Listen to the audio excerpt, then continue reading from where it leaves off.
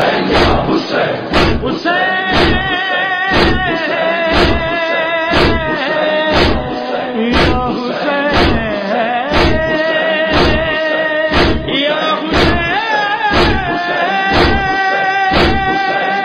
اے ہر کسے ملی یہ شہادت کی زیب و زین، بالی پہ تیرے آئی ہیں خود مادر حسین۔ یہاں تک بات کلیئر ہے انشاءاللہ شاہ صاحب؟ جی جی بالکل کلیئر ہے، اور میں یہاں پر صرف ایک اضافہ ایک جملہ ضرور کہنا چاہوں گا، اور وہ یہ کہنا چاہوں گا کہ وہ مولائی صاحبان جن کی نظر میں ماشاءاللہ سے میں بھی مقصر ہو گیا ہوا ہوں اور منافق ہو گیا ہوا ہوں، جنہوں نے یہ کہا کہ جناب آپ نے یہ کیسے کہہ دیا کہ یہ وجوب نہیں ہے، ان کو میں بھی چیلنج کر رہا ہوں، میں بھی چیلنج کر رہا ہوں، چاہے وہ مناظر صاحب ہیں کوئی، چاہے وہ کوئی مولوی صاحب ہیں، چاہے وہ کوئی محقق صاحب ہیں، ان کو میں بھی چیلنج کر رہا ہوں کہ مجھے وہ روایت ضرور دکھائیے، کیونکہ میں یہاں تک تو پہلے ہی تسلیم کر رہا ہوں، اور یہ میں کہہ رہا ہوں کہ یہ گواہی دی جا سکتی ہے۔ میں جو کہتے ہیں کہ باطل ہوتی ہے، میں ان سے مباحثے بھی کر رہا ہوں، میرا عقیدہ جو ہے وہ میرا خیال ہے کسی کو اس میں شک نہیں ہونا چاہیے کہ کم از کم میرے عقیدے کے مطابق اس گواہی سے نماز ابطال کے چکر میں نہیں آتی، ابطال نہیں ہوتی۔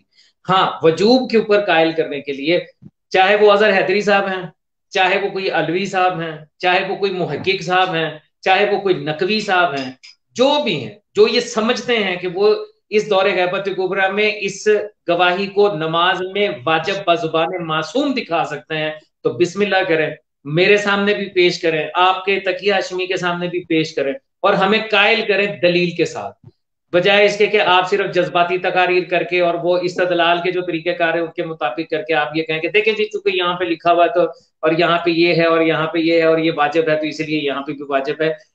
جب بات آپ علمی بحث کی کرتے ہیں تو موضوع کے عنوان کے ساتھ گفتگو ہوتی ہے، دلیل جو ہے وہ مطابق موضوع دی جاتی ہے۔ مولا امیر کائنات علیہ السلام کی ولایت کا کوئی بھی منکر نہیں ہے، بڑے سے بڑا مقصر بھی ممکن نہیں ہے کہ وہ یہ کہے کہ میں مولا امیر کائنات کو ولی نہیں مانتا۔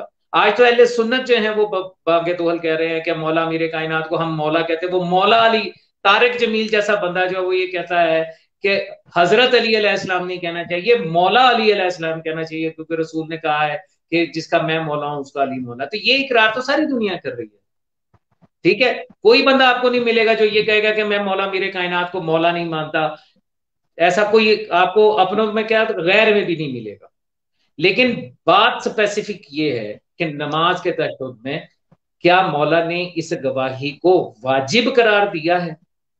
نماز کے تشہد میں سپیسیفکلی بات ہے کہ اگر نہیں دو گے تو تمہاری نماز باطل ہو جائے گی۔ اگر ایسی کوئی آپ کے پاس دلیل ہے تو میں حاضر ہوں، مجھے وہ دلیل جو ہے وہ ضرور دکھائیے، اور آپ یقین کیجئے گا کہ اس پر ایمان لانے والوں میں سے میں پہلا شخص ہوں گا جب وہ میرے سامنے پیش کی جائے گی۔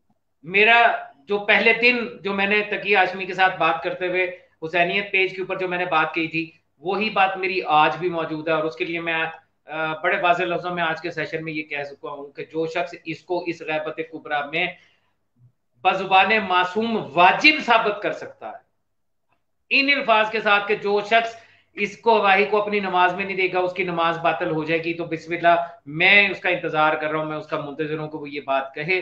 میرا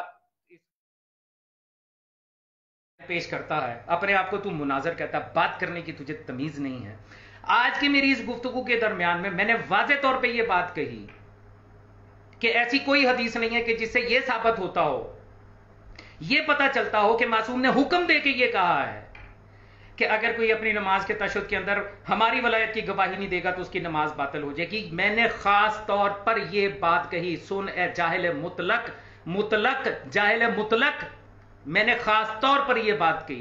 میرے اور تقی ہاشمی کے درمیان ہمارے یہ بات آج طے ہوئی کہ ہم جو بھی روایات پیش کرتے ہیں وہ استدلال کے طور پہ پیش کرتے ہیں۔ تجھے کس نے مناظر بنایا؟ تجھے کس نے کہا ہے کہ تو مناظر ہے؟ تجھے یہی نہیں پتا کہ نص میں اور استدلال میں کیا فرق ہے؟